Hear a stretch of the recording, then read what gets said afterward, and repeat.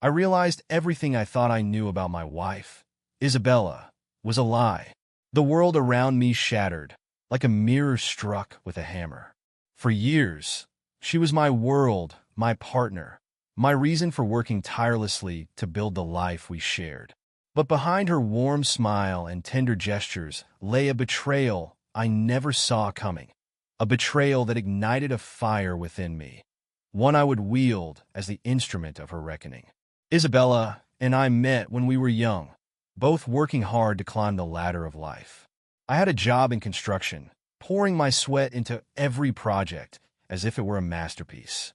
She worked at a hotel, starting as a receptionist and moving her way up. We were opposites in many ways. Her city upbringing clashed with my small-town roots, but together, we built a life that felt unshakable, or so I thought. The cracks in our marriage began to show subtly, like hairline fractures in concrete. Isabella had always been outgoing, but lately, her interactions with a certain coworker, Daniel, seemed too familiar. He worked maintenance at the hotel and often found excuses to linger during her breaks. She called it kindness, saying he was a man recovering from heartbreak and needed support. At first, I believed her. I wanted to believe her. But then came the suggestion that changed everything. One evening after dinner, Isabella brought up Daniel in a way that made my stomach twist. "You know, Marcus," she started, avoiding my gaze, "Daniel's been through so much. His wife cheated on him and left with his son. He's convinced he'll never feel like a real man again." I sat down, my stomach already uneasy, and she hesitated, her voice soft but deliberate. I was thinking, what if I could help him feel better about himself? The room went silent, save for the faint hum of the refrigerator. I stared at her, waiting for her to explain, praying I had misunderstood. "What exactly are you suggesting, Isabella?" Her cheeks flushed, and she fidgeted with her napkin. "Just one night.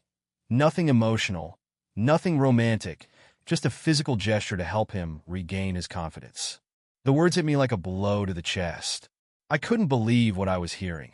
My wife, the woman I loved more than life itself, was asking for my permission to sleep with another man under the guise of charity.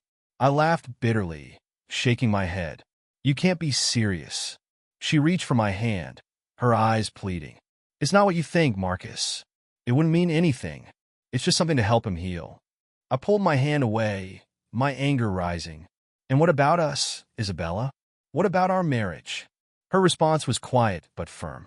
This wouldn't change anything between us. But it did. From that moment on, everything changed. I didn't sleep that night. The words she said replayed in my mind like a haunting melody, each repetition twisting the knife deeper. How could she even think to suggest such a thing? The next day, I went to work as usual, laying concrete foundations for buildings that would stand tall and strong. Everything my marriage now felt like it wasn't. My coworkers joked around as we worked, oblivious to the storm raging inside me. By the time I got home, Isabella greeted me as though nothing had happened. She kissed me on the cheek, asked about my day, and served my favorite dinner, but I could barely meet her gaze. When she brought it up again a few days later, I felt the anger flare. "Have you thought about it?" she asked cautiously. "Thought about what?" I snapped, though I knew exactly what she meant. She took a deep breath. "About Daniel, about letting me help him." My fist clenched around the remote I was holding. "No, Isabella. I haven't thought about it because it's insane. I told you already, if you go through with this, we're done. I'll file for divorce, and you'll never hear from me again."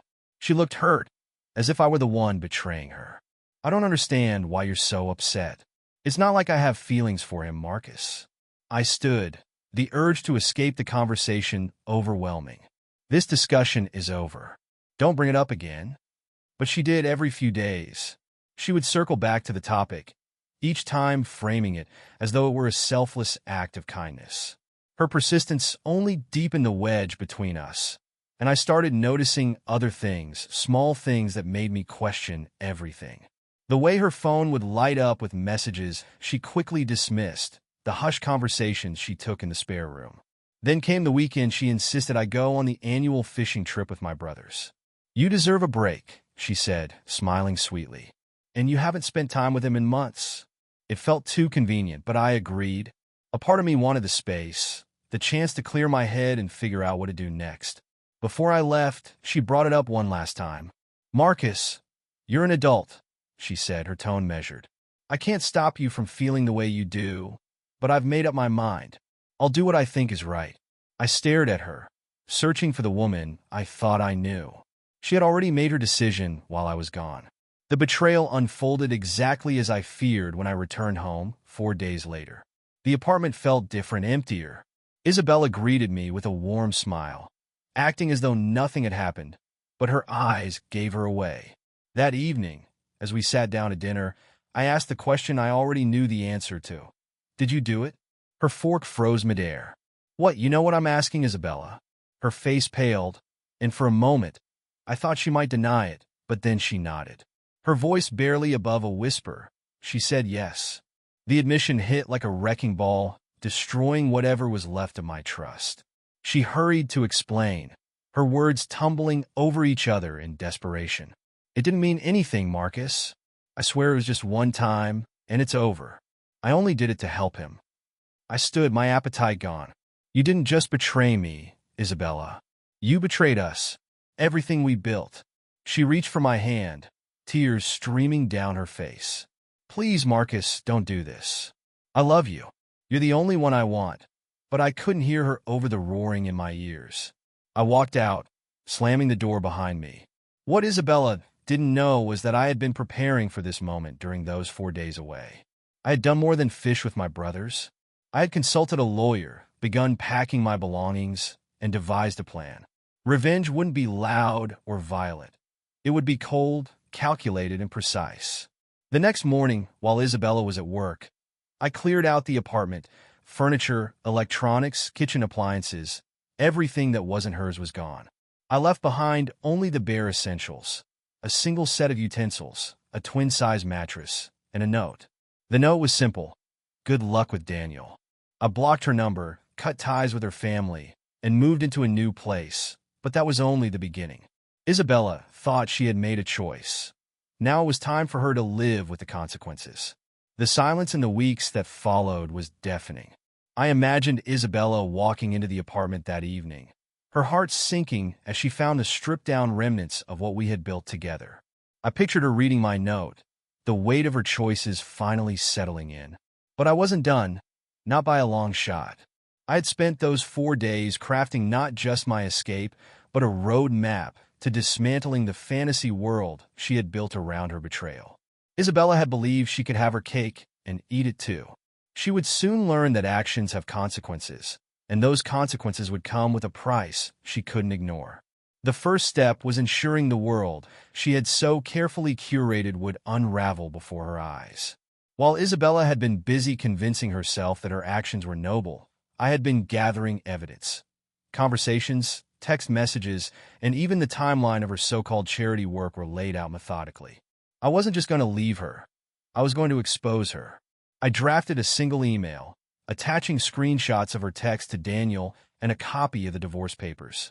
The recipients included her parents, siblings, closest friends, and even her coworkers at the hotel. The subject line was simple: the truth about Isabella. In the email, I wrote, "To those who know Isabella, you might think you know the woman she is, but let me show you who she's become." Attached is the story of how she chose another man over her husband under the guise of helping him heal. Judge for yourselves if this is the person you believed her to be. Sincerely, Marcus. I hesitated for a moment before hitting send, not out of doubt, but because I wanted to savor the moment. And then, with one click, it was done. I had made sure that legally Isabella wouldn't walk away with much despite our shared lease. I had prepaid 3 months of rent and basic utilities before ending the contract, leaving her just enough time to figure out her next move or spiral under the weight of her mistakes. I had also ensured that every shared account was closed or transferred into my name before filing for divorce.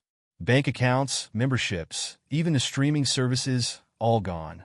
The only thing left for her was a small amount of cash I had left in her name. By the time she tried to access any of these, I was long gone. My lawyer was handling all further communications. Isabella had always been a social butterfly, relying on her circle of friends and family for support. But betrayal has a way of cutting deep, and I knew that once the truth was out, those same people would see her in a different light. One by one, her friends stopped calling her. Her parents, staunchly traditional, made their disappointment clear by refusing to take her in when she needed help. Even Daniel, the man she had risked everything for, was nowhere to be found. Weeks later, when she finally managed to track me down at my job site, I wasn't surprised. She stood at the edge of the construction zone, her face pale and drawn. The confident, self-assured woman I had married was gone, replaced by someone desperate and broken. "Marcus," she called, her voice barely audible over the noise of machinery. I walked over slowly, removing my gloves. "Isabella," her eyes welled with tears as she looked at me. "I need to talk to you." "There's nothing left to say," I replied, keeping my tone cold. "Please," she begged, stepping closer. "I made a mistake. I was trying to do the right thing, and I got it all wrong. I love you, Marcus. I never stopped loving you." I crossed my arms, staring at her. "You didn't just make a mistake, Isabella. You made a choice, and now you're living with it." "I've lost everything," she said, her voice trembling. "My family, my friends, you. I can't do this without you." I shook my head, my resolve unshaken. "You should have thought about that before you decided to throw away what we had. You made your bed, now lie in it." Her sobs grew louder, but I turned away, walking back to the job site without another word. Over the next few months, I rebuilt my life from the ground up. I focused on my work, my family, and my own happiness. It wasn't easy. There were nights when the weight of what had happened threatened to crush me, but each day I grew stronger, and the pain became a little more manageable. As for Isabella, I heard through mutual acquaintances that she struggled to piece her life back together. The job at the hotel didn't last long, and without her social circle, she found herself increasingly isolated. Daniel, unsurprisingly, had no interest in sticking around once the fallout began. The last I heard, she had moved to a smaller town, trying to start over. And me? I've learned that sometimes the best revenge isn't just about what you take away. It's about what you build for yourself in the aftermath. The weeks following that confrontation were liberating yet bitter. For so long, my identity had been intertwined with Isabella, our shared routines, dreams, and life plans. Letting go of that was as freeing as it was painful. But with every passing day, I came to realize that the person I had loved no longer existed, or maybe she never truly did. I threw myself into my work, taking on extra projects to keep my mind occupied. My coworkers, unaware of the chaos in my personal life, saw my increased focus as ambition.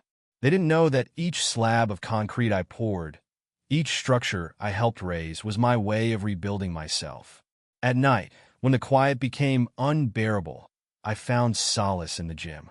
The physical exhaustion drowned out the mental noise, and with each passing week, I started feeling like a stronger, sharper version of myself, physically and emotionally. The emails and letters from Isabella came steadily at first. Each one was a variation of the same theme. "Marcus, I made a terrible mistake.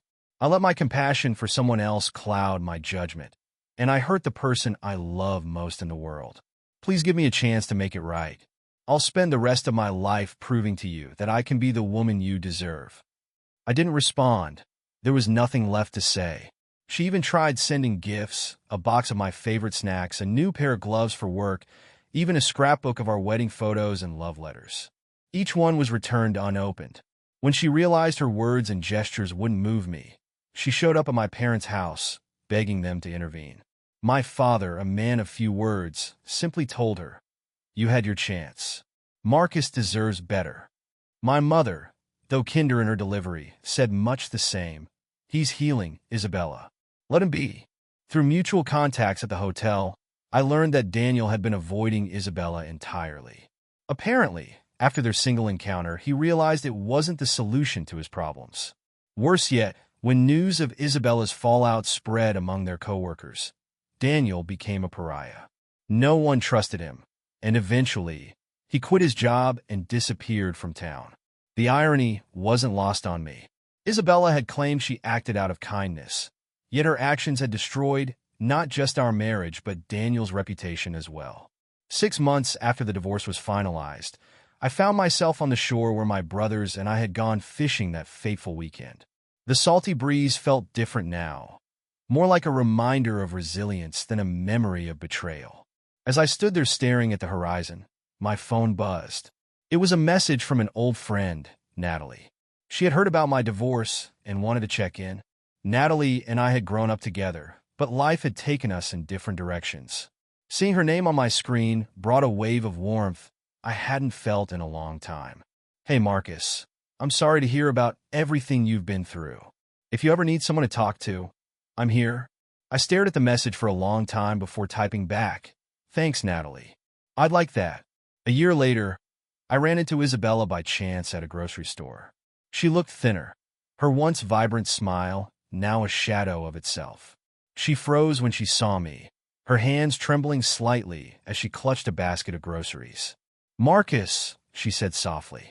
I nodded, acknowledging her but keeping my distance.